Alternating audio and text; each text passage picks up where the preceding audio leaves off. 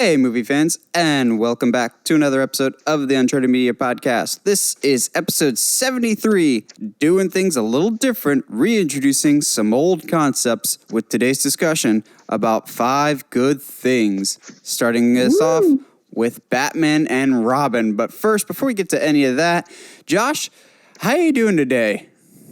I'm hanging in there, man. Had a little bit of a rough weekend, but I'm coming out of it on a good leg. Despite my having a rough weekend, I had a couple buddies win a ship this past weekend. So awesome, like a championship. So yeah. So that was really cool. That was it was one of them was like the culmination of like legitimately 4 months of story. So that was like everyone was like, it was great. It was a lot of fun. Very cool. So before we get into any of the news, and boy, howdy, do we have a lot of news to the point of I actually had to cut out a Star Wars story because we have so much other news to talk about. We do. But before we get to any of that, I wanted to make sure that I gave my quick thoughts and impressions about The Invisible Man because it was one of my most anticipated movies of the year, and so I saw it opening night Thursday, and I'm still processing how I feel about it. Okay. Well, because normally when you go see something opening night, I get a text, and it did not happen this time. So I was honestly getting a little worried.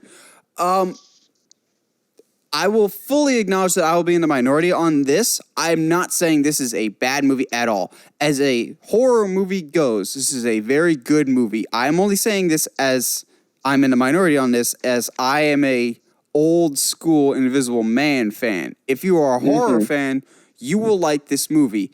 If you like the classic Universal Monster adaptations, you probably will not like this adaptation. Okay. So that's where my conflict comes in. It's a really well-made movie. And I'm still trying to piece together why I'm so on the fence about it. Because as a movie, it's really good. Elizabeth Moss does a really excellent performance.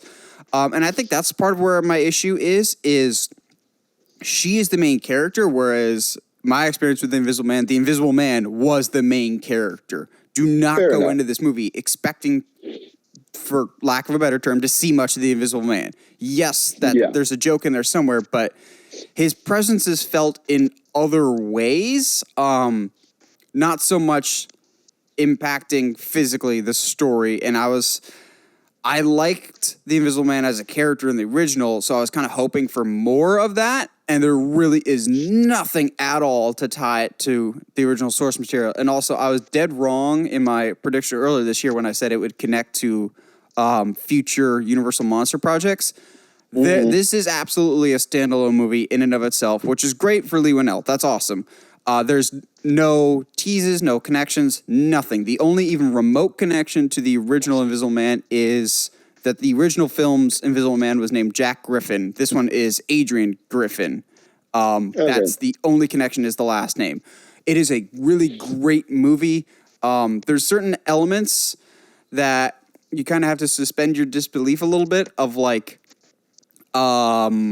security cameras exist in this world, or that doesn't seem very feasible, but that's going to be with any movie.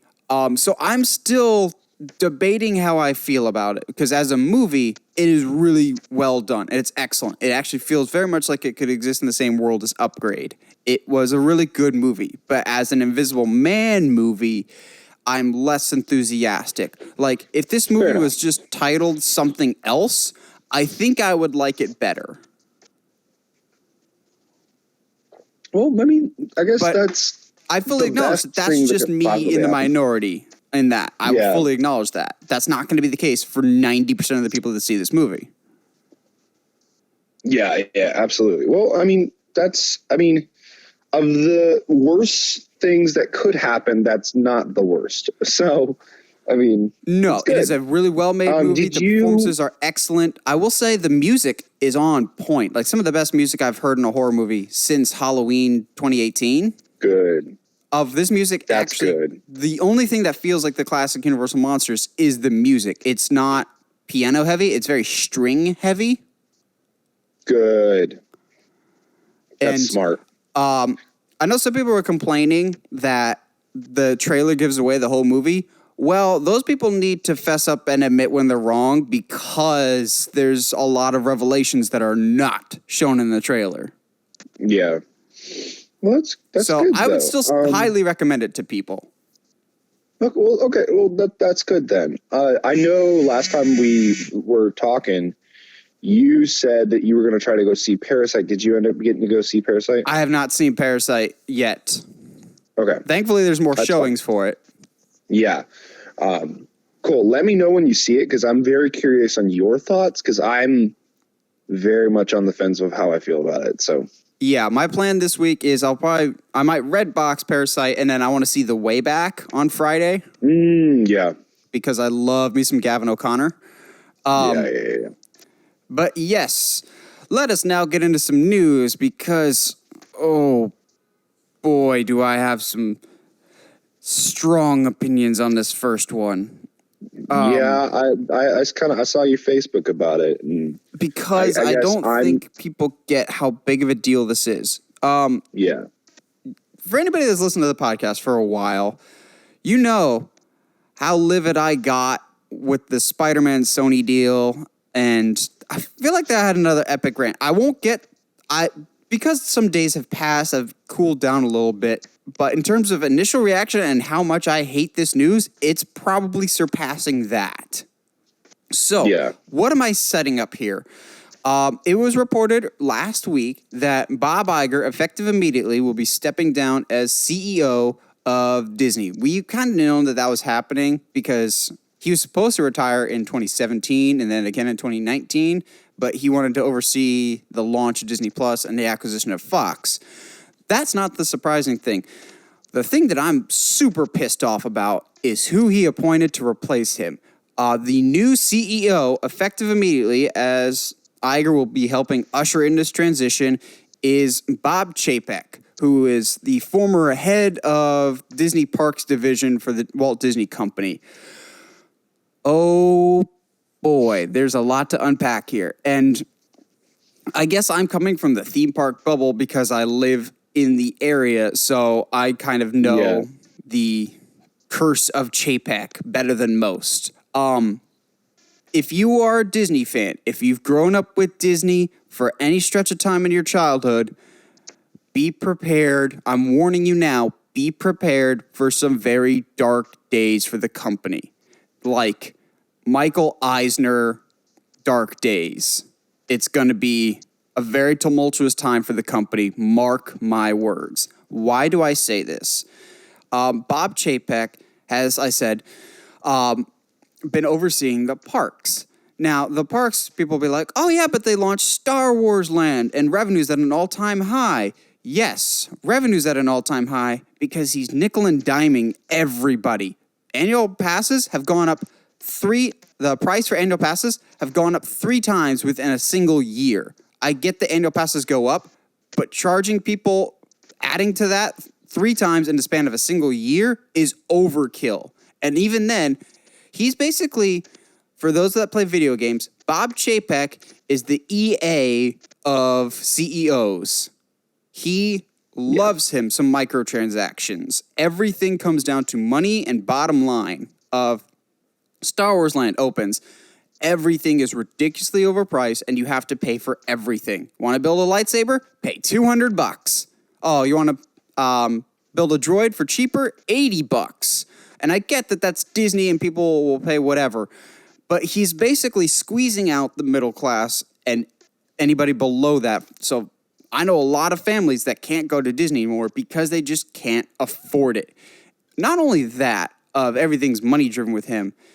There's always these like big grand plans that they have, and then he'll scrap the budget so that they stay in the black. It happened with Star Wars Land. That's why the critical reception wasn't hot when that park first opened. It happened with Toy Story Land. They had all these plans, and then because of him, they went over budget, and they had to slash a whole bunch of stuff that was supposed to be in the land. We were supposed to get a Pizza Planet in Toy Story, and I'm still hot about that we don't have it because of this moron. Star Wars Land, when they announced it, it's just like, yes, Bob Chapek oversaw the development of Shanghai, Disney, and Star Wars Land. I'm going, both of those were huge commercial failures at launch, especially Shanghai Disney. That went massively over budget by millions of dollars, which is what caused the escalation in ticket prices for every other theme park. But my big issue with him, even more so than the money, is there's two major issues. One, the over-reliance on intellectual property of everything has to come back to the movie somehow. But two, he doesn't strike me, or I've yet to see any evidence of him, that he has any form of creativity. Iger was willing to try new things or be like, okay, what's the story we're telling here? What's the creative process that we get to make whatever? Like, Iger was willing to experiment and try new things and was creative. I got creative vibes from Iger and wanted to collaborate. Chapek seems like the stereotypical, this is the stock price, this is how we're going to help it, this is what we're going to do for the shareholders. So I don't see him as a creative individual. And with his reliance so much on things that have come before take, for example, Epcot, which is stereotypically what the original vision for Epcot was just like, learn about the world and everything about it, more like the kind of the educational park. Well, now Epcot's more or less completely transforming into, well, we have to, every single area of this park has to tie somehow into a movie that already exists. And that's happening with the rest of the parks. If something has to tie into a movie that already exists, which if you are a Disney park, that doesn't really work because you have rides like It's a Small World or Pirates of the Caribbean that are famous in their own right because they had time to do that. The last original, not based off of any movie that ever happened in a Disney park was in 2006 with Expedition Everest. That was the last non-movie based attraction. And I get that they want to have synergy, but at the same time, you need to have creative, original ideas. So I took to Facebook when this story launched with Chapek. If you think sequels and remakes are bad now, we're going to get a whole lot more with this guy because I think he sees certain value in older properties, and I don't see him as an experimental guy. His entire track record that I've seen so far is play it safe, whatever keeps us in the black at the end of the year. And that's, as a CEO, you've got to be willing to take risks. Disney Plus was a risk. Iger, I had some issues with Iger at times, but at the end of the day, he made a lot of good decisions for the company of buying Pixar, good choice. Buying Marvel, good choice. Buying Lucasfilm, up for debate still, but I still think that was a good choice. Chapek cannot just keep making safe choices, which is unfortunately what he's been doing. Maybe he's been like making these safe choices up until he's been CEO just to prove that he can be financially savvy, but his track record up to this point has not convinced me otherwise that he's a good fit. I think there's a lot of other people more qualified. The only person that I'd be more pissed if they took over for Disney would be Kathleen Kennedy, but she's on her way out, I think. But Chapek is, this is frustrating to me. And I'm glad we didn't record this the day that this news dropped, or else it would just be about 30 minutes of me yelling and screaming. Because I was actually at work when the news broke, and one of my coworkers was just like, "Oh, Disney named their new CEO," and I hadn't even registered Chapek because I didn't even think he was in the running.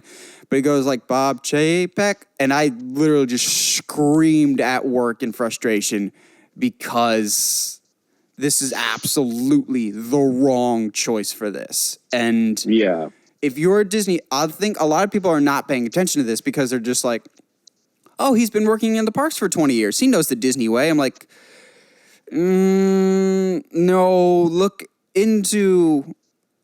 you can actually pinpoint the Bob Chapek era in terms of the numbers. Yes, the revenue goes up, but overall guest satisfaction goes way down. Everything comes down to microtransactions with him, nickel and diming, literally everything. It all comes down to money with him, which you need to worry about money, but at the same time, you need that good balance of money guy and creativity guy. And to me, he has yet to show any form of creative juices. Yeah. Which makes sense. It's just, I never thought I'd say I'm going to miss Iger, but right now I'm going to miss Iger. Yeah. Well, like, all we can do at this point, I guess, is hope for the best. I mean, given that, like, his history, I don't know if we can hope for the best here, but we'll try because it's the best we can do. Hope for the best, expect the worst. Precisely. Now, this next news topic, I have some very controversial thoughts about, but what else is new with me? So we're still apparently getting Indiana Jones 5 with Harrison Ford. Yay? Yay? I don't know. But it appears now that Steven Spielberg has dropped out, being too busy doing other things, and we have Logan and Ford v Ferrari director James Mangold supposedly taking over. Before I get into my thoughts, Josh, what do you think about not only Indiana Jones 5, but James Mangold taking over? First of all, the only reason to me to have Indiana Jones 5 is to give Indy a proper send-off that's not the Crystal Skull. Second, with Steven Spielberg not directing, remind me real quick, was Spielberg like really involved with Crystal Skull?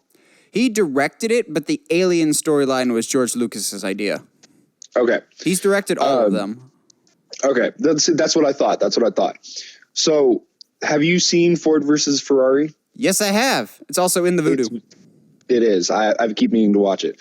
But from all accounts that I've gotten, it's a very well done movie. Yes, it's very good. It was one of my favorite movies last year. It was really well done. If anything, that gives me hope that Marigold's going to be taking over. Mangold or Marigold? Marigold. I don't know why I said Marigold. I'm sorry, but it's that he's taking over, because at least coming off of Ford versus Ferrari, I'm not familiar with his other work, but Logan. Oh, then he did Logan, let's Ford do v this. Ferrari, and Walk the Line. Oh, bro, let's do this then. Like, if anybody knows that, especially with Logan, if anybody knows how to give a character a proper send-off, there you go, right there, pal. Yeah. So you're echoing kind of my thoughts here. My controversial thought is, I think James Mangold at this point in his career is a better pick to do Indiana Jones than Steven Spielberg. Because yes, Steven Spielberg has directed all the Indiana Jones movies. Lately, Spielberg has kind of been, I don't want to say bad, playing it safe. I'll go with that. I like Ready Player One a lot. It was good. Other than that, a lot of his films lately have been very forgettable. Anybody see Bridge of Spies? I think a lot of Spielberg is still a phenomenal director, but James Mangold hasn't made a Kingdom of the Crystal Skull type movie. So like that, unfortunately, is the last taste of Indiana Jones we've gotten, and it's a sour taste. And yes, I know that whole alien storyline was more George Lucas's idea, but still Spielberg directed it. And yes, I would have been excited for him to come back for Indiana Jones, but I'm also more excited to see someone else take the reins, because I know some people are really insistent of, well, it's a Spielberg thing. That's his baby. I would like other people to take their interpretation of Indiana Jones. Now, I think this opens up the discussion more of, do we actually think that Harrison Ford will be for this? Because now that it's a new director, I could see them going, all right, let's just make this a fresh reboot, but maybe not. Like you said, James Mangold does know how to send characters off properly. And yeah, at this point in their careers, I think I would much rather have James Mangold direct Indiana Jones than Steven Spielberg. Not saying Mangold's the better director. Spielberg will always be one of, if not the greatest of all time. But over time, I think Spielberg's style has maybe shifted, and maybe he's not the best to be directing a 74-year-old Indiana Jones. And Mangold, let's be honest, Mangold's on more of a hot streak than Spielberg is lately.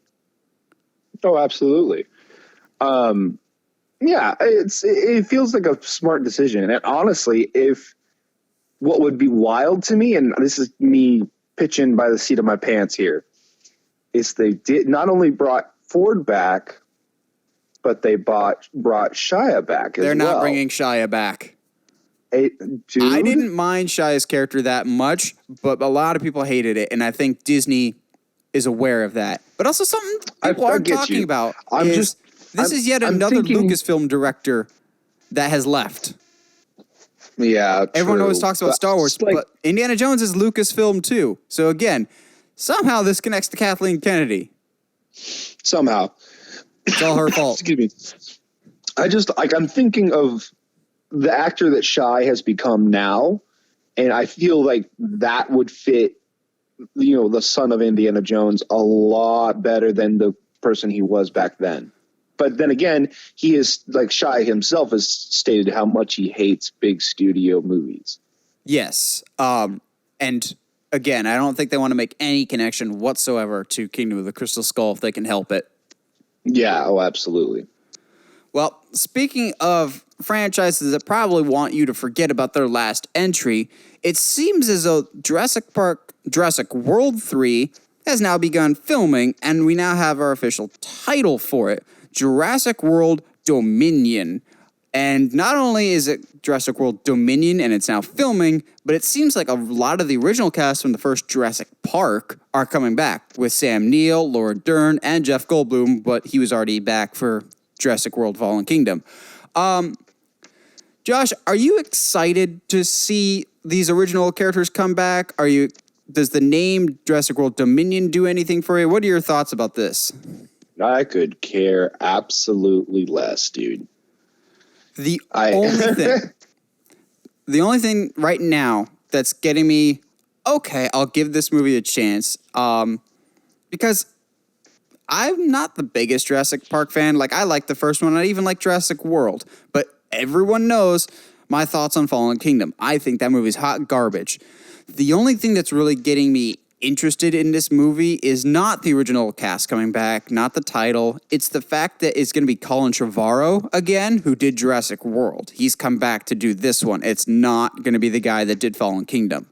So maybe Colin Trevorrow can kind of Rise of Skywalker this and kind of set it back on the path that he already intended.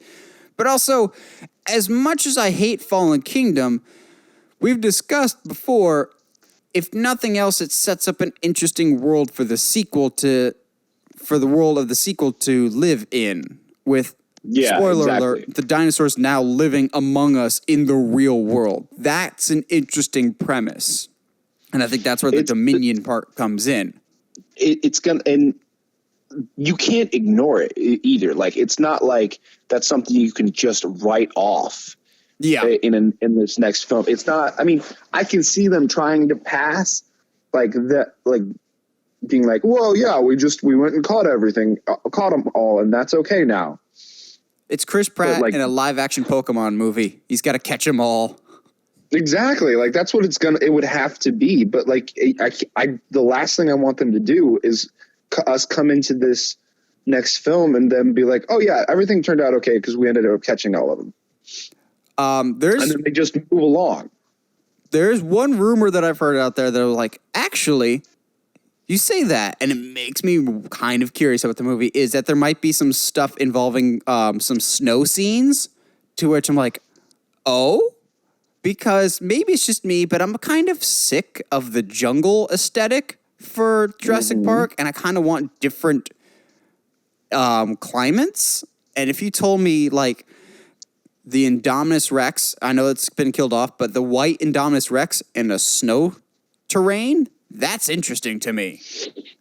Jeez. Because not only would you have to deal with its camouflage, it's already naturally camouflaging with its white tone. That would be wild.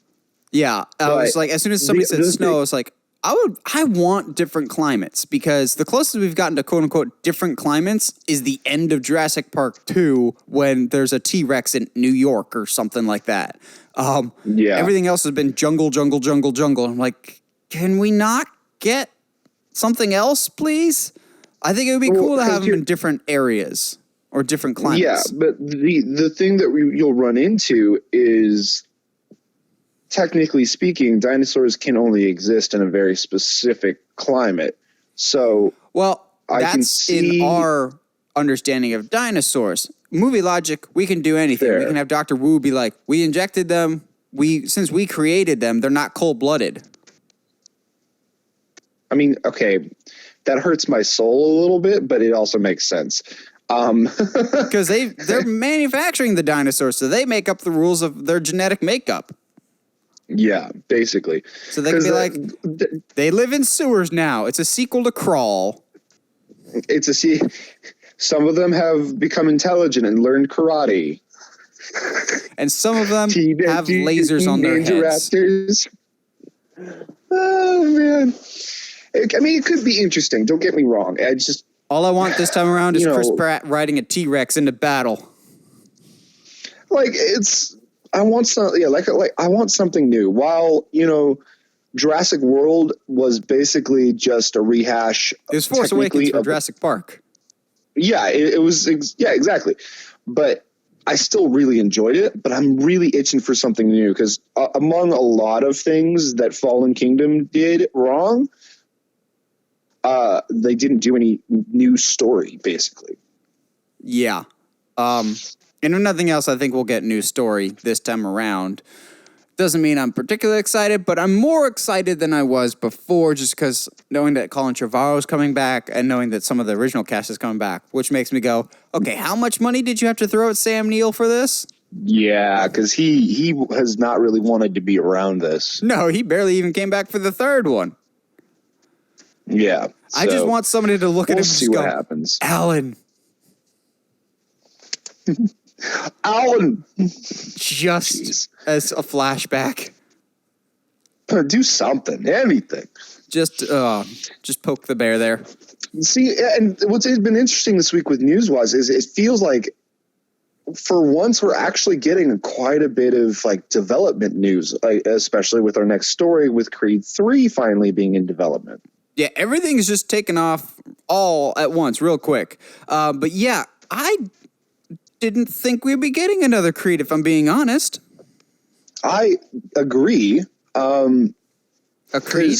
Especially the way that Creed 2 ends. Have you seen it? Of course I did. What? Okay, come on, man. I do have. I just didn't want to assume. It's a Rocky movie. Of course I saw it opening night. And I still have the controversial opinion that I think Creed 2 is better than the first. Oh, I agree. But the big thing is the way that they end it. It doesn't feel like you need another one. You know what I mean? See, here's where I'll disagree. Kind of. I agree for the most part, but I'll disagree in the fact of Creed 2 is the end of Rocky's story, but you could still tell more stories with Adonis, which is essentially what the title is it's Creed. I think Creed 1 started the handoff of the franchise to Adonis, but 2 more or less Rocky let go of the handoff and the ball is firmly in the court of Adonis now. Fair enough. So with that being said, do you think in 3, obviously Rocky has to be dead or doesn't show up at all? Yeah, I can see him not showing up at all. I can see that as well, but he has to be. There has to be a legitimate reason because Adonis and him are so close that even if he was just so sick, he's at home. Adonis would go and visit him. I mean, he helped him through the cancer diagnosis. So there's no reason for him to not show up unless he's passed away. I think you wouldn't have Rocky in it just because he latched onto Adonis because that was kind of an extended family for him because his own family he was kind of estranged with, but now that he's connected back with them, I think he's willing to let Adonis have his own family because they both have more or less They haven't broken up, but Rocky has his family now, and Adonis now has his family with his daughter. So, yeah, I agree. Honestly, he shouldn't show up. I'm not going to mind if he does. Of course not. It's freaking Rocky. Yeah, it's Stallone's best character because he goes with the same wavelength. Anyway, but he there has to be, I think, more purpose now from him showing up. If he does show up, maybe it's at the hospital bed, or maybe it's just even in the beginning where they're all having a family dinner, and he's shooting the breeze with Adonis's mom. Like, that would be super rad to me, is having them just kind of shooting the breeze. Now he's kind of accepted his retirement, so to speak. Take out any Rocky conversation at all and just shift it back to Adonis. What do you see the storyline being for Creed 3? Because Creed 2, it's one of my favorite in the whole series, but that essentially was just like, all right, let's take a dash of Rocky 2, a dash of Rocky 3, and a whole lot of Rocky 4, and just amalgamate it all into one movie. Do you see it retreading any of the other Rocky movies, or do you see it being its own thing? What if you could pitch Creed 3, what would you turn it into? That's what I'm trying to think of, because every fighting movie, every series like that has certain steps, right? Your first one, he fights for himself. His second one, the second film, he fights for his family. So then, because a movie for and fighting then the movie third to have one, heart, normally it gets taken away from him. Yeah, something has to happen. But he got it kind of taken away from him in the second one. Exactly. So it's like, I don't quite know where to go story-wise. So that's why I'm saying, like, they finished it up quite nicely, is because I'm not saying they put a big old bow on it, but I am saying, like, story-wise, where else do you pull from? Because he's, what's he going to do? Like, commemorate the fight to, like, if his mom dies or something? It'd be the same thing almost as one, because Rocky almost dies and he's so attached to him. And so he's like, I'm doing this for me. I'm doing this for Rocky. Like, so I don't quite know where you go from here. I would like I won't even say villain. I'll say a new antagonist, just because a lot of the Creed ones, except for the first Creed didn't have this, but I would like it to go back to that first Creed movie of a completely untied to anything character as the antagonist. Yeah. Like, so many people are just like, maybe it could be Clubber Lang's kid. No. Or it could be Tommy Gunn's kid. I'm like, let's not acknowledge Rocky 5, please. Yeah. Let's just have it be somebody new. Agree with you on that. The first Creed movie, it was somebody that wasn't at all connected to anything else in Rocky lore, but it was someone from Creed's past, like that he had trained with. Why not? Let's do something like that again. Yeah, absolutely. And get back to the feel of Creed 1, with especially like that long first take of the fight in Mexico. Oh, gorgeous. But like, I would agree with that. I think the last thing you want to do with this Creed series is, outside of what they did in 2, and that's what made part of it so special, because Rocky and Creed are so tight. But I don't think retreading old Rocky stuff is not the answer. That to me would cheapen the Creed, trilogy for you to keep going back and retreading. Yeah, I agree. Yes, Creed 2, I really, really like, and there's a lot of familiar themes from old Rocky movies. 3, make it your own. Do something really different. Have him fight on the moon. I don't care. Creed X. Oh, jeez. No, he fights somebody that we'll talk about later. The guy from Black Panther. Not Black Panther. The guy from that played Black Manta. Have him be the antagonist. Okay, to be fair, that man is scary looking. Right? That is an imposing man. I wouldn't be opposed to that. We'll talk about him in a little bit here. But I think we're both pretty excited for another Creed movie if they do actually go forward with this. It's just a matter of we don't know where it would go from here. But let's be honest, not knowing where the franchise is going to go is nothing new for Rocky. Yeah, absolutely. But every single one, it's like, where do they go from here? Oh, yeah, they find a way. I feel like in the past, that's been a negative of like, well, I don't know what do you want to do now? Like, but here it's okay. Well, we've told two really good stories. Where do we go from here?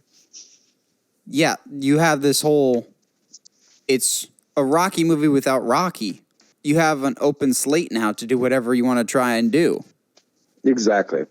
What would be really wild to me is out of left field, have somehow Raging Bull have a son. If you're really going to go down that road and have them go. I'm pulling stuff out of my butt at this point because I don't know where you would go. No idea, but I have faith in the people doing it. That'll end up being great. Yeah. Speaking of having faith in projects. Oh my goodness. Okay. I'm not going to lie.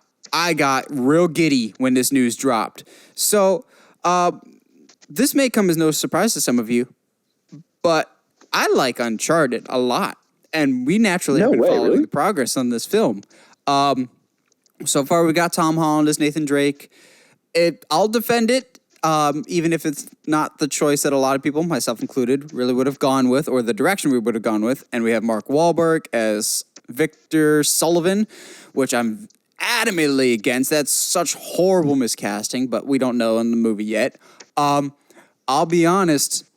We have more casting, and this is the first one that I'm genuinely excited and 100% on board with. So the Uncharted movie has now officially cast Antonio Banderas in the film in an unspecified role, as well as like two other roles that I might talk about in a little bit here. But Antonio Banderas, I am 100% on board with this. It never hurts to add talent to your movie. And Antonio Banderas was just nominated for Best Actor in this past year's Academy Awards. So clearly, this guy's great. And I've liked him for a lot of years. Admission, the first time I saw him was in the Spy Kids movies, but I've seen him in other stuff since, and he's just great. I can't help but shake the feeling that he's probably going to be the main villain, and if he's not, please make him the main villain, because I can see him being a phenomenal bad guy. But Josh, you see Antonio Banderas in an Uncharted movie. Does this make you more excited, less excited? What do you make of Antonio Banderas? I'm like you, man. I'm a huge fan of Antonio. And like you, the first time I was aware of his, actually, you know what? Unlike you, now that I'm thinking about it, I was your first trying to think was from Dusk Till Dawn. No, it was Mask of Zorro. Really? I saw that later in life. So okay, weird fun facts with Josh, right? So I wasn't allowed to watch. I wasn't allowed to watch things early on, like Teenage Mutant Ninja Turtles and Power Rangers. And it didn't stop me from getting them from the library, but without my mom knowing until she saw me watch them. But one of the few things that I got that was okay for whatever reason was like the OG Zorro movies. How is that okay? There's heads in jars. Yeah. Don't even. Yeah. But I'm talking about the movies made like way before Antonio Banderas' Zorro movie. So then I was like, oh, I've seen these 1,000 times. I've checked them out, a couple hundred times. What is this new one? Mask of Zorro, blah, blah, blah. So I picked that up and I got to watch it at 11 years old or something like that. It's a dark movie, man.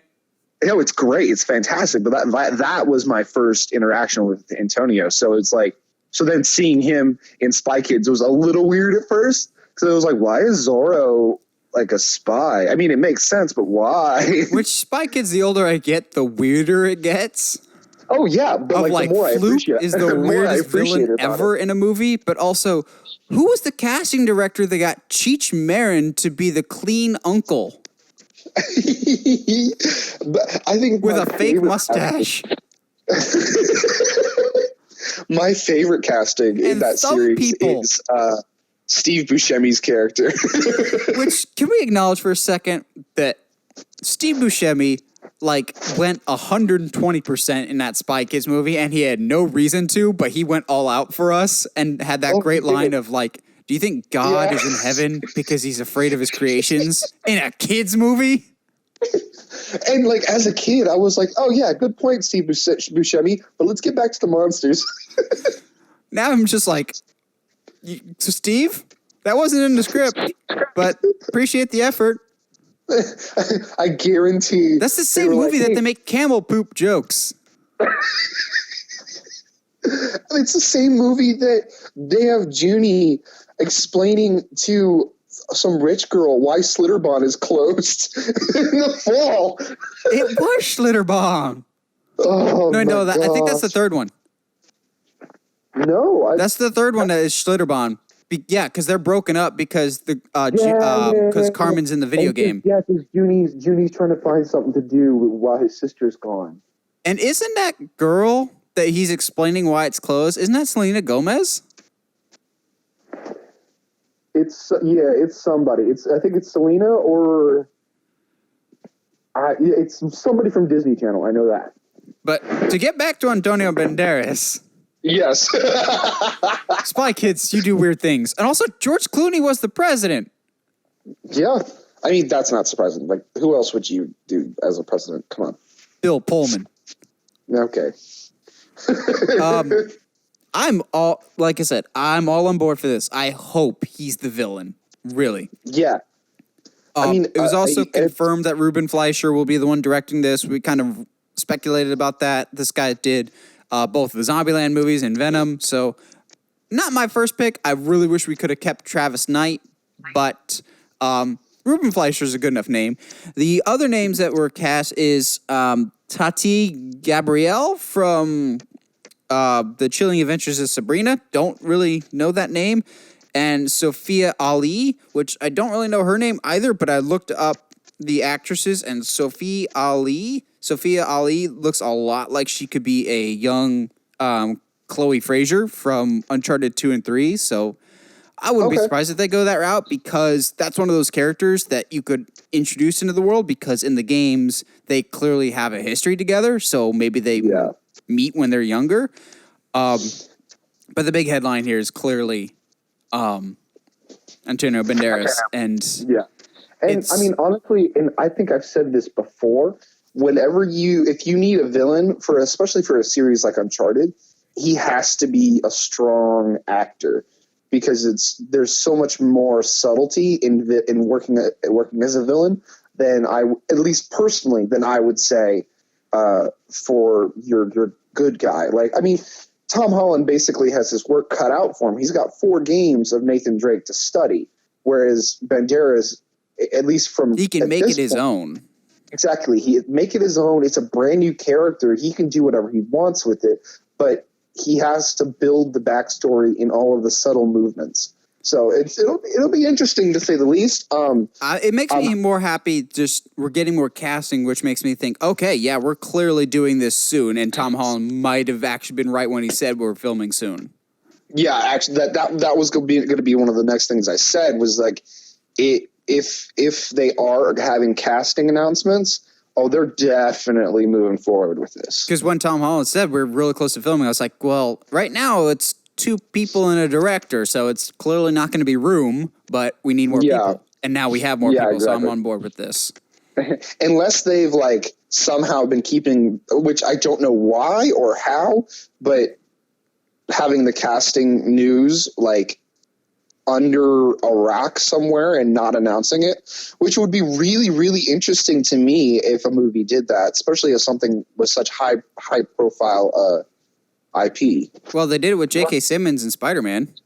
They did, true, exactly. So it's I don't see why you couldn't do that. So True. I don't know why you always have to announce the cast.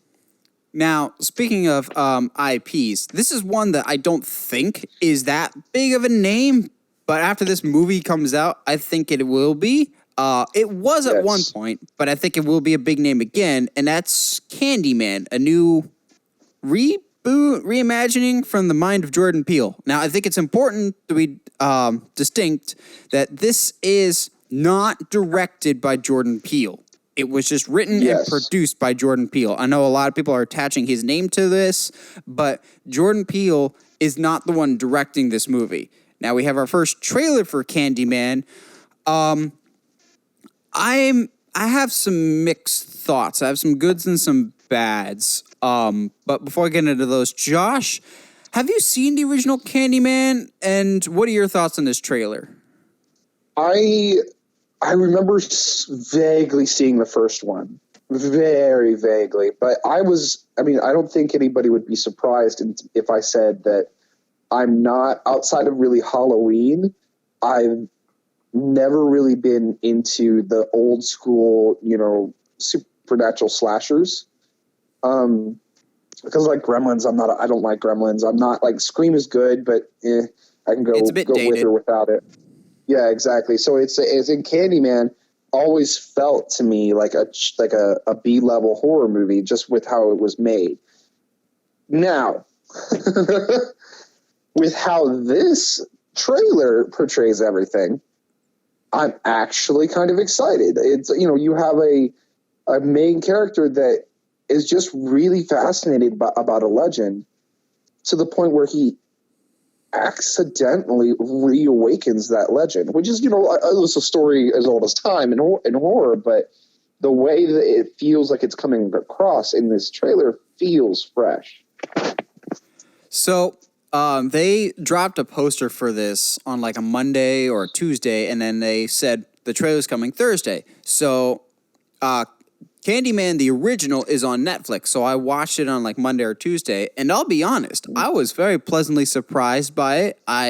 It had a lot more depth than I was expecting, but as I'm watching it, I'm going, oh, okay, yep, I could see why Jordan Peele wants to update this, because the whole concept of Candyman is he's more or less the inner city version of the boogeyman. He basically has been the one overseeing and terrorizing this low-income housing unit and the surrounding areas. And, of course, up until this point, really going after... He's really the nightmare of a certain demographic, so I can see why Jordan Peele wants to update that, and you could definitely get that vibe in the trailer. I love the fact that at the beginning... he's explaining how Candyman works. So, like, say it 5 times in a mirror, and he'll peer behind you and kill you. And the girl's just like, "Who's dumb enough to do that?" And it immediately shows 5 white girls in front of a mirror. Yep. And I'm like, "Oh, yep, that's exactly who would be dumb enough to try this." But you can clearly get that societal difference in this trailer. The original had some really interesting social commentary that actually I really enjoyed for the most part. I think the ending kind of goes off the rails a little bit and gets a little too out there, which is a drastic departure from the rest of the movie, but it had a lot to say about the environment that it was in, so I get why Jordan Peele wanted to do it. Now, for how it could tie into the original, I don't know if this is confirmed, but in the original movie, it basically revolves around Helen, who's a grad student that's more or less trying to uncover the legend of the Candyman. And she goes to this low-income housing development, and through this, that, the other thing, a baby gets kidnapped by the Candyman, and she more or less has to surrender herself to him in order to set the baby free. Now, I don't know if this is confirmed or not, but it's been suggested that that baby is Yahya Abdul-Mateen's character that we see at the beginning of the trailer all grown up. And so he has this like connection to the Candyman, and that's why he's so fascinated by him. Oh, that's actually pretty interesting. Which makes me kind of go, okay, so this trailer is clearly telling us that the Candyman wants like a body to inhabit or something, and Yahya Abdul-Mateen is going to become the Candyman by the end of the movie. Yeah, absolutely. One thing that I'm not a huge fan of in this trailer is maybe this is just how I'm reading it from the trailer, is in the original Candyman, you say his name 5 times and he shows up in the mirror behind you and kills you, like almost like teleports to your location. In this trailer, it kind of seems like you say his name and he attacks you on the mirror side of things. Like, he doesn't show up in your world, but like, it's almost like the movie Mirrors with Kiefer Sutherland of you get attacked, your reflection gets attacked in the mirror and whatever happens in your reflection happens to you. That looked like it was happening in the trailer in a couple shots, and I'm like, I'm not sure how I'm feeling about that, just because that's not the mythos that I know from the first one. But it could be a Freddy versus Jason situation of the actual Candyman needs someone to manifest into to come back to his full strength, and that's the shot at the end where you see Yahya Abdul-Mateen's character, and then in his reflection is Tony Todd's. So yeah, exactly. I think it's pretty safe to say Tony Todd will be back for this movie, because it's not like a Michael Myers or Jason Voorhees where different people have donned the mask. There's only been one Candyman actor. Yeah. And it honestly, because he's like a spirit, so to speak, it totally works in my mind for it to still be him, and him either be old or, like, you don't have to change much. Yeah. I could see him being the main Candyman, but by the end of the movie, I see Yahya Abdul-Mateen's character becoming the new Candyman. Yeah, I would not be surprised at all. But there's a lot of visuals that are a nice callback to the first one, with like there's the church, the open mouth, the references to the housing development, of course the bees, which means Nicolas Cage confirmed as Candyman. Yep. Honestly, Nicolas Cage in this movie would, like, as a Candyman historian, would be just the funniest. Like, having him scream, like, they're like, well, what are the telltale signs? Blah, blah, blah. He's going down the list. He goes, the bees. Oh, not the bees. But yeah, if you are at all curious, and I'd even say, Josh, check it out on Netflix. The original is a lot better than I was expecting it to be, and I think it doesn't get talked about as much just because I think it was ahead of its time in terms of what it talks about. But fair enough. It makes me curious. I won't say I'm like it's my most anticipated movie of the year, but it makes me at least curious enough, especially having seen the original now, that I'm like, okay, I could see why this scared people for a while. I'll probably check this one out. Doesn't mean I'm the most hyped, just because so far a lot of Jordan Peele's horror projects haven't really panned out for me. But I'll check this one out. Now, one that I know you will check out, along with maybe 15 other people, is the Artemis Fowl movie, which again has a trailer. I feel like we were talking about this trailer literally a year ago, but now we have a new trailer, and this movie has a new release date of May. I'll start this one off. Oh boy, I can smell the stank from here. This movie looks so bad. And maybe it's because I read the first Artemis Fowl, so I wasn't super familiar with whatever was happening in the trailer, but I got serious, like, stinker bombs of this looks so generic and so safe sci-fi kids adventure of, like, so ununique of just what the heck is going on. Josh Gad looks super weird. I didn't even know Colin Farrell was in this movie, but there he is. It looks also, the kid, at least from the trailers, the kid acting is terrible. Artemis Fowl's performance seems so stiff and awful, like fluctuating accents and stuff. This trailer, I was kind of laughing. I'll be honest. I think I'll be right at least about one thing of this movie. I'm now more convinced than ever that this will bomb. Josh, as the resident Artemis Fowl fan, Do you see this any different, or are you kind of in the same boat? A part of me, I had two reactions to this trailer. The first and more prominent reaction is the one that you had of like, oh no, this looks worse. But also there's certain aspects of like, okay, well, at least we have kind of a story now. But at the same time, like, I don't know, because the thing about Artemis Fowl was always that he's very, very smart, blah, blah, blah. And there's certain scenes that, at least from the vibe that I'm getting from this trailer, that we'll never get. Like, one of my favorites Artemis Fowl books, and one of the climaxes of it, he's literally he's trying to shoot some guy in the head, but the guy's manipulating the time-space continuum or whatever, and so there's portals opening all around him, and so he has to figure out which portal to shoot through because he only has like 2 or 3 shots left.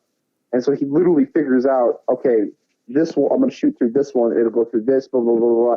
And like all this like really cool timing that like only like someone super genius would be able to do to get to kill the guy that's causing all the problems. But it's not a kid. It's for kids, but it's not a kid's book. You know what I mean? Like, in a lot of ways, that Lord of the Rings is a kid's book, but it is not a kid's book. So it's. I feel like I agree. Like, I feel like they're going too safe on this. They're not just diving headfirst into the lore of Artemis Fowl. And, to be fair, it is a very safe, on the surface anyway, a very safe, like, kids sci-fi fantasy book. But it dives into some really tough stuff of, like, gentrification and, like, racism. But, like, racism to the point you're using fantasy characters to tell the story of what racism is doing to our society today. But I don't get the vibe that they're going to do that. It feels like a white person got a hold of this story, like a white exec got a hold of this story and was just like, hey, this seems like it could make a few bucks. Let's do that. Instead of like, oh, well, there's some really interesting themes and storytelling details that we could really bring about in today's world and would really have a good social commentary, but also be a fun sci-fi film. But I don't get that feeling from this. It feels just like, hey, kids, white boys don't have enough people to look up to. Let's do this movie. It looks like the kids' version of Jupiter Ascending. Yes! And that's not a good thing. No, not at all. Like, unfortunately, I think Disney, like, kind of knows when they have a flop on their hands and they will, like, market. Like, I didn't want to compare this movie to John Carter because you and I both love it, but from the way that it's edited into the trailer, I got John Carter vibes. Yes, if that's that makes the sense, other thing. Of, like, the trailer felt very similar to it. Yes, and that's the other thing I've got that in the back of my head of, okay, they're marketing this as trash, but that also tells me that there's a chance that it's just Disney execs that think it's trash and that it could actually be a pretty decent movie. The only thing that gives me about a little bit of optimism of, okay, maybe this movie could work is that it's going to be directed by Kenneth Branagh, who is actually a good director, and I still claim that he directed one of the more underrated MCU movies with the first Thor. Yes. He is a good director, so we'll see. But yeah, this trailer did nothing for me. I thought it looked real bad. Yeah, and that's the problem right now is I feel that they're trying to come in at the beginning of Artemis Fowl's story, and from what I remember about the books, you never really come in at the beginning. This movie is coming out literally like 15 years too late. That's the other thing. Because if I remember correctly, Artemis Fowl came out like during the height of the Potter years. Yes. And in some ways it kind of got lost under the fold because of that, but it came out in that height, and it did, to me, it kind of melded the worlds of magic and science very well. But which Yeah, makes it's Thor, which means Kenneth Branagh should be a good choice for this, but it still just looks so generic. Yeah, it does. It feels like yeah, the director's gonna do the best that he can to make this trash heap of a script work. Yes. Well, speaking of trash heap, before we get into our main discussion, Josh, you got a sponsor for us this week? Honestly, let's do today's sponsor is brought to you by ramen, because I've recently rediscovered ramen. Like, in high school you eat the little really cheap You eat it dry ramen pack. And I physically cannot even smell those anymore, or I get really sick because I ate them so often in college. It was just, but like I've recently rediscovered all the ramen shops in Houston, like a lot of ramen shops in Houston. And I'm just like blown away that I would ignore this food. I still eat my ramen, like the packets, and I'm still the weird kid that will get the chicken ones and eat it raw. All right, so it's so good though. All right, we're gonna ignore that because I don't want to have this heated discussion about how disgusting I think that is. But let's talk about a good but bad movie. Okay, so preface this off the top. Liked this movie as a kid, hated this movie as an adult comic book fan, rewatched it now twice for two separate 5 Good Things, and I've kind of come full circle in this movie of I will never like this movie again like I did as a kid, but also never hate this movie as much as I did again either, because rewatching it now with a different set of eyes, I understand at the time what director Joel Schumacher was going for, and I think, for better for worse, in what he was going for, he succeeded. It's just not what comic book fans wanted, and we'll talk about it more, but in terms of what he wanted to do, he actually did a lot of it spot on. It just was not what people wanted at the time from a Batman movie. Absolutely. It is not a poorly made movie by any stretch, like some other movies we've done 5 Good Things on. It's just the wrong movie for the wrong time. If this came out many, many years before, I think if this movie came out before Christopher Reeve's Superman, people would like it better. Yes. So I'm going to start off right off the bat. My number 5 thing about this film is that, like, as a kid, this movie is so much fun. Like, there's the ice skating. There's all these like really fantastical like elements that don't quite make sense unless you're looking through it through a certain lens. And outside of being a kid, there's another lens I'll talk about later, but it's a lot of fun. It's not like this, oh, my parents are dead, oh, I'm going to do something about it, there's tons of crime, blah, blah, blah. Like, it's a big, fantastical comic book movie that's a lot of fun.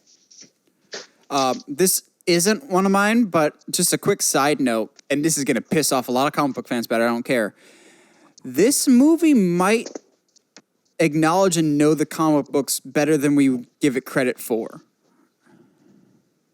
Yeah, I agree. But yeah, I'll talk about that later, specifically from my number 4, my number 3. But for now, my number 5 is the music. I think the music in this is phenomenal. A little bit cheesy at times, but it feels like it does kind of belong in that same Danny Elfman 89 Batman universe. A very grand, but at the same time a little whimsical, but it feels like the world it inhabits, for better, for worse at times. But I think the music really, really works for Batman and Robin. It's big, it's bombastic, it encapsulates what the movie is, but it does it really, really well. And even in the quieter moments, which are definitely on my list that we'll talk about later, it knows when to dial it in, and the music in those quieter moments really hits home and makes the scenes that much more powerful. Yep. I would agree, because it's Danny Elfman, and we talk a lot of crap about the movie, like this movie. I think majority of the reason because it's easy to talk crap about Batman and Robin, but the music is definitely, it's one of the high moments for me, and this is just because of my sense of humor. My number 4 is definitely the script. There's a lot of moments. Yes. Now, I'm not going to sit here and try to sell you that that it is one of the most masterfully written scripts ever. However, you know my sense of humor. You know that all of the puns are killing me. It is, again, it's a lot of fun. Like when Freeze is doing his little spiel, and people are ice skating, and he's like, I caught you cold or something. You know what I mean? Like those kinds of scenes and all those puns are like, they're getting to me, and I'm laughing and I'm having fun with an actual Batman movie, and it feels like a very specific era of Batman that I think as a kid I really attached to. I think, yeah, those puns feel like they came out of the 1960s Batman TV series, which I watched all the time on TV Land, which explains why I liked Batman and Robin as a kid, because this movie feels like it fits in that universe. Exactly. Even though Mr. Freeze only showed up in one episode of that generation, but whatever. Yeah. So I did some digging for my number 4 just because the moment that it happens in the movie, I was like, wait, what? I've seen this before, but in reverse. So we have a moment in this movie that actually may or may not have inspired something that later will happen in the comic books. So instead of a comic book movie taking inspiration from the comics may or may not have actually taken inspiration from one of the worst Batman movies ever made. And it's when, towards the end of the movie, when Poison Ivy it's either the middle or the end. It's one of the times that Poison Ivy is trying to summon Robin to tempt him. And she flashes a Robin signal up in the sky. And I see that going, holy crap, that's from a Nightwing issue. Because in one of the story arcs, Blockbuster, Nightwing's like big arch enemy, has more or less taken over the Bloodhaven Police Department back when he was a police officer. It's like his lowest hour, and all hope seems lost just because this is in the middle of the god-awful Tarantula storyline.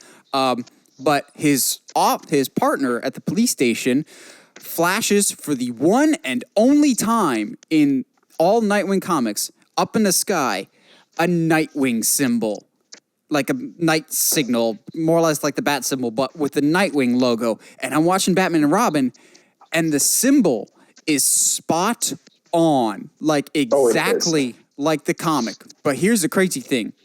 The Batman and Robin movie came out in 1996. That issue of Nightwing came out in 2004. Yeah, which is crazy. I'm watching them going, holy crap, that's the Nightwing symbol up in the sky. That was only ever used once. And I looked it up and was like, that had to have been before this movie. No, they actually were reversed. I'm going, that was such a cool moment in the comics because it was just like Nightwing at his lowest moment. But the fact that they used the actual like spot on logo and signal, I was like, this is so weird. But on the flip side of that, my number 4 is also kind of a two-parter because I talked earlier about this movie may be more in touch with the comics and we'd like to give it credit for because people make fun of Chris O'Donnell's performance in these movies as Robin, and I'm not here to defend him at all. And a lot of people hate on the costumes in Batman and Robin, which I'm not defending at all. But the suit that Robin wears in Batman and Robin, take off the nipples and the cape and tell me that's not a perfect Nightwing costume. Yep. It is so spot on. And here's the weird thing that I actually had to do my research again. I was just like, okay, when did we get, because as we know, anybody that knows Dick Grayson's story is he had that terrible blue and yellow we call it Disco Nightwing suit when he first debuted in Tales of the Teen Titans number 44 in 1984, which made me go, okay, when did he transition to the black and the blue, like the iconic V design that we have now? He got that design in 1995. So after this movie? No, so right before. Like, as this movie was filming, Okay. they transitioned to this Nightwing logo. So Joel Schumacher actually may have, like, been basing the Robin design on that really early Nightwing costume that we got in 95. That's super wild. Because as much as that suit's bad, take the nipples off the suit and take away the cape and just transform the red to blue and tell me that's not, like, pitch perfect suit. Oh, exactly. And you've transitioned me really well into my number 3, which is if you took the nipples off, a lot of the costume, like not just the bat suit and Batman and Robin, not just their suits, but all of the costuming for the villains for the most part, outside of Bane, is really, really spot on. And they're really good costumes. Yeah, like Mr. Freeze's, I don't think people talk about that one a lot, but that one's actually not that bad. It's really good, man. Dialogue that comes out of Mr. Freeze that people have issues with. But in terms of the look of the suit, it's not that bad. Well, and even like Uma Thurman's Poison Ivy, who I'll talk about later, like hers is very spot on. And as far as what you can get for the time and what you can get away with in a kid's movie. Yes. It's very spot on. And even like her lair is very spot on as well. But no, like Nightwing, not Nightwing, Robin's costume, if you took the nipples off, is awesome. Clooney's, all of them, including like the weird transition randomly to the silver suits, like they all look cool if you didn't have the distracting nipples on. Yes, but I just thought it was so weird and interesting that we get this new designed Nightwing suit in 95, and not even less than a year later, that suit is more or less in a film. Like, okay, yes. Schumacher, I'll give you credit for that. You were right on the cutting edge of something that just happened in the comics. And then you foreshadowed something that would later happen in the comics too. Yeah, what really gets me for it is, and because they are spandex, they actually really look how if, Batman made a spandex suit without any armor, that's what it would look like. Yes. And so we briefly talked about Mr. Freeze's design. While his design isn't my number 3, Mr. Freeze, there's some elements of him that are definitely my number 3. And again, it comes back to, I don't think we give Joel Schumacher enough credit for maybe he knew the current Batman better than we thought, because my number 3 is a 2-parter. The main part of it being Mr. Freeze's origin of what his backstory is with Nora Freeze. Why is this on this list? Because everyone seems to think that's the common knowledge now. Well, again, this movie came out in 96. The new established storyline that we know for Mr. Freeze about his wife being terminally ill and being frozen until he can find a cure, that was only introduced in Batman the Animated Series in the Heart of Ice episode in 1992. Mm-hmm. So that was still a relatively new development for the character of Mr. Freeze. So it was cool of Joel Schumacher to be like, okay, this is the story for Freeze now. And for better for worse, now people know that is the story of Mr. Freeze. So Batman and Robin, people know that it's a bad movie, but they also now know Mr. Freeze's story. So the cool thing with Batman and Robin is they made the animated series' backstory more or less mainstream to everybody. Now they know that's Mr. Freeze's story.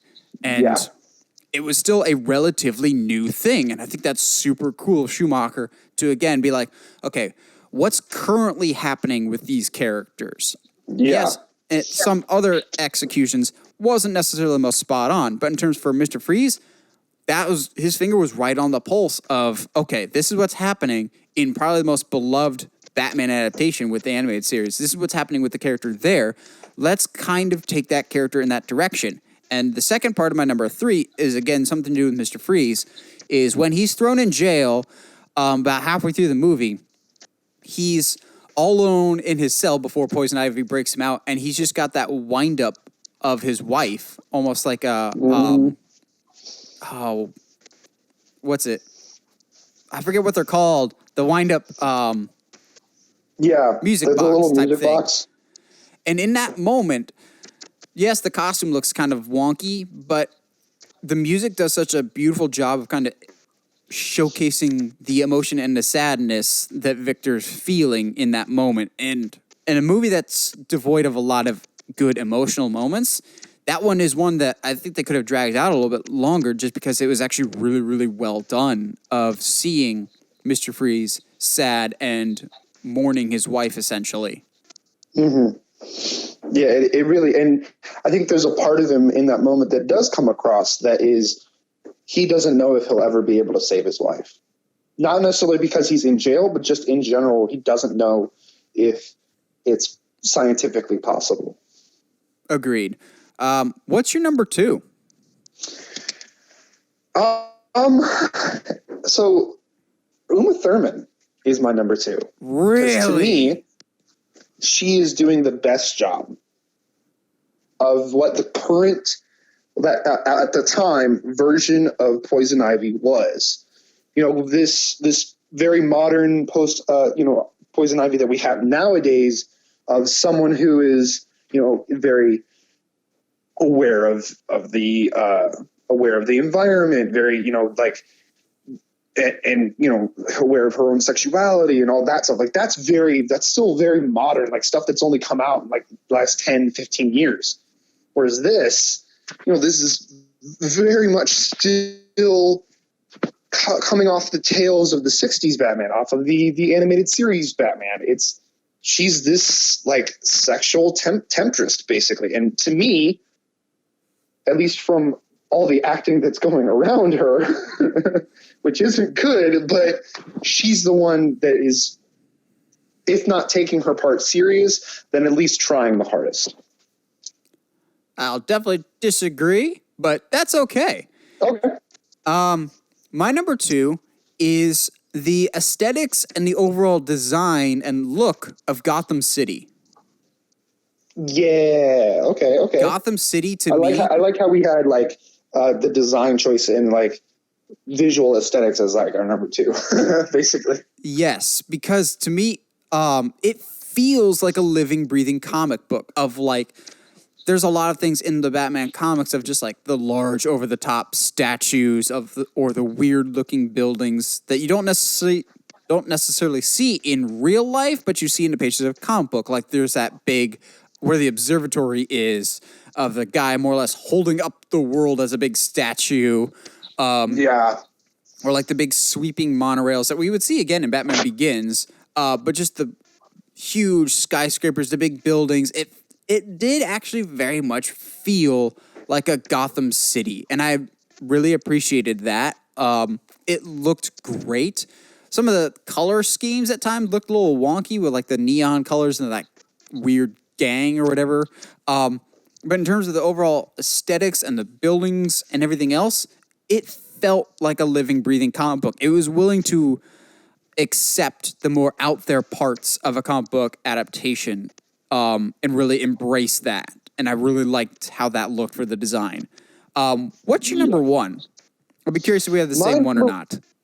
I doubt it, but to me, I think what they really were going for in this movie, I think they not even in general, they succeeded. To me, Batman and Robin is Joel Schumacher looking at the Batman mythos in that early 90s time and going, okay, instead of doing what these other Batman movies have done, what can I do to modernize a story that's already been told? And that's the 60s Batman. And I wouldn't be surprised if Schumacher was a big fan of the 60s Batman, because this feels to me like a modernization of those comics, that show. It feels like, okay, what can we do to bring the 60s Batman up to speed to what's happening right now. Yeah, which is why you have things like the Batman credit card. It's why you have people skating around. Even the plastic lips thing feels like very much like a shark away spray. You know what I mean? Like it feels fun and fantastical, like that 60s Batman, and that like appealed so much to kids. It would make sense if you're trying to do something different than the Batman films up to the time. That's what you would go with.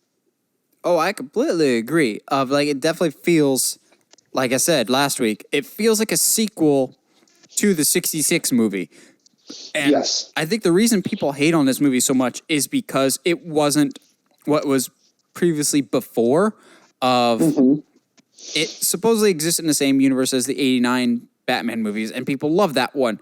And I think they hate this because it's such a departure from that dark and brooding adaptation.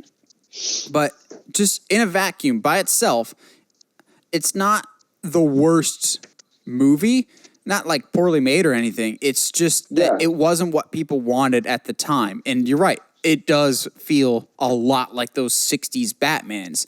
And in that regard, it is like so spot on. There's certain shots that feel like they're ripped right out of the show. Of like there's certain weird like Dutch angles, which was definitely a thing from the 60s TV series. The random celebrity cameos by like Coolio. Yeah. That was definitely a thing from the 60s TV show, was having a bunch of random famous people show up for no apparent reason. The over-reliance on villains. The 66 movie had 4 villains. This had 3. This, as a love letter to the 60s Batman, I completely agree. It's a great love letter to that 60s Batman. I think people just don't like it because it wasn't what they wanted at the time. Exactly. I mean, even something as simple as how the fight scenes happen, outside of the words "Bamf" and "Pow" popping out onto the screen, that's literally how all the fights happen. Like, taking, for example, when Robin comes into the first fight, it leaves a bat symbol in the wall. Yes. That's it's not like meant to be taken serious.